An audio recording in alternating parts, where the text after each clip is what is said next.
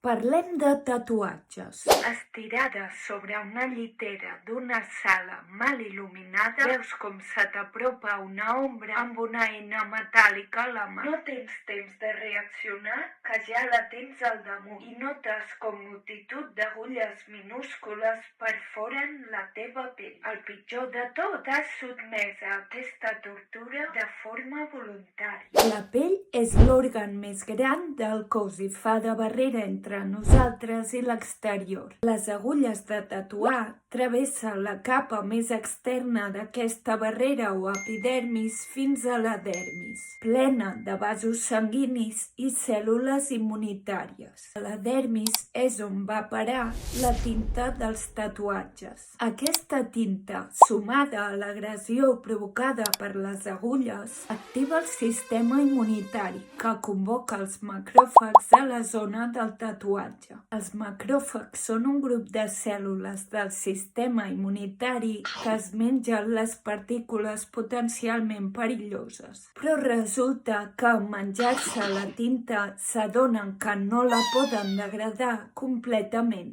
i es queda atrapada dins seu. Veient que han fracassat en la seva missió de protegir-nos, els macròfags renuncien a la seva tasca i se sacrifiquen al lloc del tatuatge, alliberant les molècules pigmentades, que tornen a ser engolides per altres macròfags i d'aquesta manera genera un cicle que perpetua el tatuatge. Així, allò que havia de ser eliminat acaba permanentment marcat a la nostra pell, recordant-nos tots els cadàvers de macròfags que deixem enrere.